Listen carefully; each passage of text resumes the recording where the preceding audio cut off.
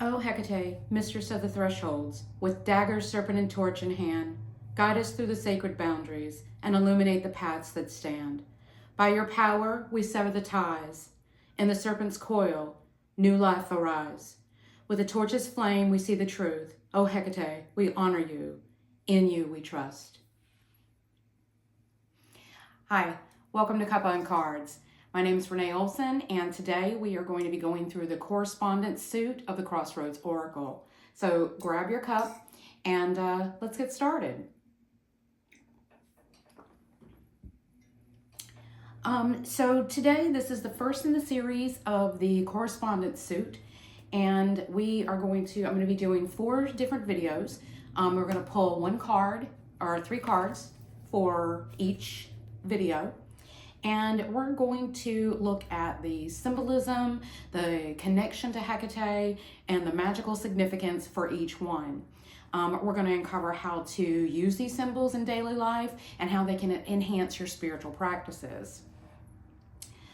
Okay, so today we are going to talk about the dagger. Let me hold that up for you. We're going to talk about the serpent. And we are going to talk about torches. So let's get started with the dagger. Just lay these up there. Check my video to make sure you can see me, and you can. So the dagger's keywords are cutting cords, division or severance, and life, right?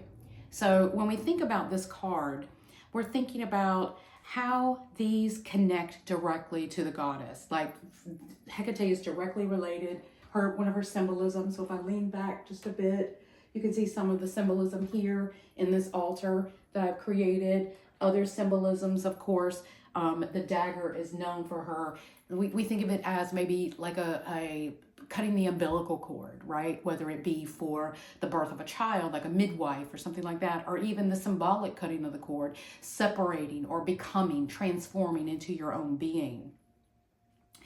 This card represents cutting the ties also between life and death. So when we think about Hecate, we think about her being that goddess of that liminal space, that space in between where you transition from one place to another. This card could represent that separation between life and death. It also represents the transformative ending of something. So when we're thinking about this, if you pull this card, and you're reading for a client, you pull this card, you may see things like the beginning of a business partnership, or the ending of one, the beginning of an artistic career, or the ending of one. Any of that sort of stop and start is going to be what this card represents. When you pull this card, it encourages our seekers to embrace change, right? Change is coming. This card means change is coming. So we want to be able to guide them into getting into a mindset to accept that change that's coming through. From a magical standpoint, now you can't really see it, but over here to this side, I have my altar. And from a magical standpoint, the dagger itself is a tool for representing severing ties and creating that space, right? So it's often used as a pointer to correct that space. It also has male energy associated. Anyone who's used it in ritual settings, the dagger into the cup, it represents that male power within your particular pantheon. Now, that's not to say that it's specifically male energy. It may be masculine energy. It may be forceful energy. It may be an energy that's related to piercing or going forward with a particular habit or things like that. This also represents or invites us to cut ties, right? This is for cutting ties. We're, ending our bad habits. Maybe we're smoking too much, or we're drinking too much, or we're spending too much time online. This would also be a call to that. What are you doing? How can you sever these ties for things that may be harmful for you or hurting your relationship with yourself, with your deity, with your family? It could also be a past regret, like maybe you're spending too much time dwelling on things in the past. When I love to say this, When can we taste our tea, right? When do we taste it? Let's see.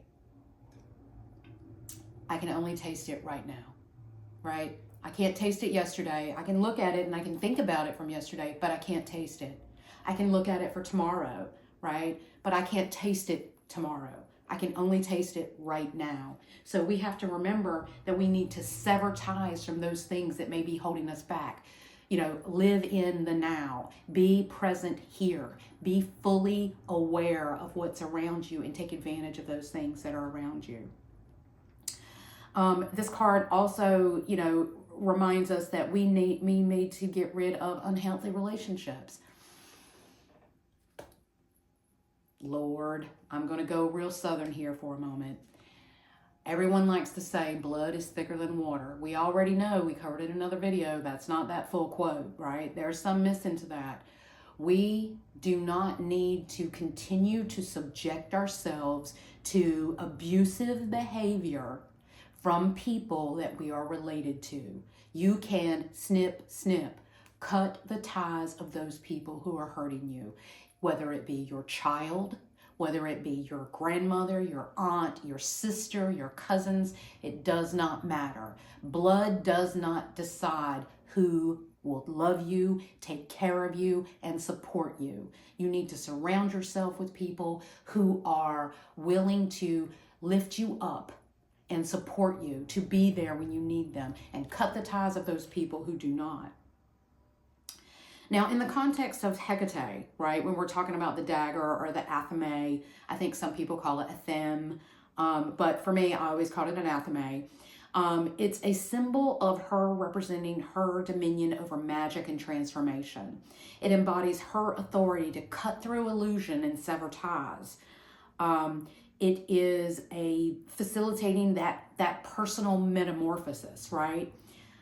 There were ancient rituals dedicated to Hecate where the practice employed daggers, delineating the sacred space, or using that energy, again, pointing out that male energy in your classic Wicca or New Age altar. By embracing this symbolism, right, we're able to confront those things that may be causing us issue, to cut them out of our way, and then move forward with what we need to go through. So again, there's the dagger. I'm going to hold it up for you one more time. Let me get all those words in there. Okay, and that is our dagger card. So the next card in this particular video, there's a total, like I said, of four different videos with 3 cards each. So 12 cards in the correspondence suit. I always say that, suit, not sweet. The next card is the Torches card. So I'm going to hold that up for you really quick. And the Torches card, the Torch card represents light, visibility, and knowledge. So I'm going to hold that up. So this card symbolizes the illumination of truth and shedding light in darkness. And the guidance of Hecate offers her torch-bearing presence and represents clarity, insight, and wisdom, right? So when we think about this card, we pull this card for a client, we pull it for ourselves. What does this card mean? This card is a symbol of enlightenment, right? So this is where we're connecting to that enlightening being, our center, right? Our third eye. It represents revelation and guidance. In ancient myths and rituals, it was also depicted as representing Hecate's ability to guide us through the unknown. You know, her torches shine at the crossroads. We use this in Covenant of Hecate as a torchbearer, right? I am here to shine the light of the wisdom of Hecate to others who are interested in hearing about it. Let's see, today, you know, the torches invite us to seek clarity, right? So when we're thinking about this and we pull this for a client, it's talking about that knowledge, that visibility, that most of the time when people come to you, they already know. They already know the answer to the question they're asking. You are just here to shine that light on that answer so that they can see it. And from a Hecatean perspective, this is a symbolism of guidance, illumination, and the power to navigate through darkness. The torches, many of the depiction of Hecate, like this one behind me, this one shows that she's holding a torch in one of her hands. I don't have the other one handy, but let me grab this altar tile to show you. So here's this altar tile. Let me hold that up. Let me move my hand out of the way. So here you can see this image, and this is an altar tile that I have on my website. This one shows here the torch that she's holding up for us, right? So just set that over there. Okay, so it highlights her role as being that guidance through the shadowed paths or the paths of darkness. One example of this, obviously, is Persephone's, assisting Demeter and Persephone in the abduction of Persephone. Her torches lit the way through that. This underscores her function as a beacon in times of transition, transformation, deliverance, all those types of things. So when we see this torch, we're reminded, or we're encouraged to think clarity, purpose, enlightenment, and trust that inner light that we have, right? Trust that inner light and guidance. So that's the torches card. Again, I'll hold it up for you one more time.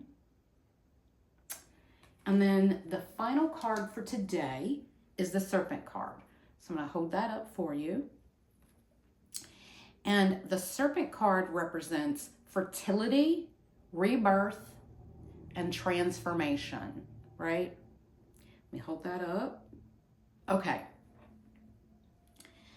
So the Serpent card represents the potent energy of regeneration or rebirth.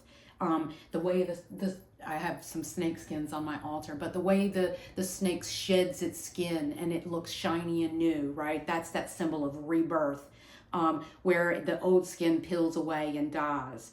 The pattern, this is a creation of new life, right? It encourages, when you see this card, it encourages the seeker to embrace the cycles of renewal and personal growth. So while it may not be a literal death and rebirth, it may be a figurative death and rebirth. So as we mentioned earlier, beginning a career, ending a career, ending a relationship, starting a relationship, right? And in many cultures, the serpent is seen as that, right? It's represented as being that cycle. As he undergoes it, or as it undergoes its transformation, it represents this new cycle, its new changing world. There's also, Hecate is very related to this. There's very comments of, and her hair is like snakes. So to me, well, I'm going to digress for just a moment. For that specific quote, where it says her hair is like snakes, I, for one, do not believe it's a relation or a reference to her being a gorgon or any type of that mythological being. My belief in the hair is like snakes quote is, I believe it's related to dreadlocks, and we'll do a whole nother video related to that. I felt so strongly about that during my time to develop and become a torchbearer, I actually grew dreadlocks to the middle of my back, because I really felt like that would help me connect more deeply with Hecate, and it was a powerful experience. We'll talk about that in another video though. So she has references to being associated with snakes coiled around her feet and in her hair. So this is a direct correspondence to her. Today, the serpent invites us to embrace change. It encourages us to shed outdated beliefs or outdated habits that no longer serve us. It encourages us to tap into our transformative and renewal energy. Again, going back to Hecate specifically, we're talking about in her being that figure of transformation, rebirth, and wisdom. It highlights, the cyclonic nature of the moving and the changing tides around us. The serpent's ability to shed its skin is a metaphor for renewal and its continual process of personal evolution that we can see by embracing this particular item or this particular correspondence energy. I wanted to share a story too. When I was becoming a torchbearer, the reading is monumental. There are so many books that you go through to become a torchbearer, and just a couple of them. I'm just going to pull these up. I have one of my torchbearer classes tomorrow, but these are some of the books that are required reading to become a torchbearer for the Coven of Hecate. And it was daunting. I mean, I did not think, that was just 3 of the books. I've got like 5 more over here. It's monumental reading and study. And I was so overwhelmed with that I honestly felt like I stated out loud. I said these words out loud. I was like, I just don't know if I can do this. I have dyslexia. I also am on the spectrum. So, or what is it? Neurosparkle. I forget exactly the word that they use, but my sister told me about it a few months ago. But it was so daunting. I did not think I could do it. And when I verbalized this, I said out loud, oh, I just don't think I could do it. And I walked out past one of my threshold altars. I had a threshold altar inside the house, and I had one outside into this outdoor patio area where we grew our herbs and so forth. So I walked through that way, and when I looked over to my doorway altar, a black rat snake came in the door. It circled the bottom of the threshold altar and went right back outside. And I had never been so convinced in my life that I needed to continue my studies and become a torchbearer. And it was a very powerful moment for me, and a way that I connected deeply with the Serpent. So we're in conclusion, right? So conclusion for today, we talked about the dagger, we talked about the torches, and we talked about the Serpent, right? So each one of these hold a very significant journey in spiritual growth and transformation. They have the importance of endings, beginnings, renewal, and they help guide us in time of darkness. So as we've explored these, I hope they empower you to release the old and embrace the new, and seek that illumination that you need for the path you've traveled. So I want to thank you for joining me today for this. This is the first of the series in this correspondence for the Crossroads Oracle. If you've not gotten your copy of this deck yet, you can get it on my website. I do have a few decks available. This is it's a devotional deck. It's meant to help connect you with the energy of Hecate. And also, these classes are meant to help you connect with the cards, understand their meaning, and be able to deliver those readings to your clients in the best way possible. So that's our video for today. I hope you've enjoyed stopping with me. I really appreciate you leaving your comments, sending me the messages, join me on Discord, join me on Patreon. I really love to hear from you. I hope you have a glorious day, and I'll speak to you soon.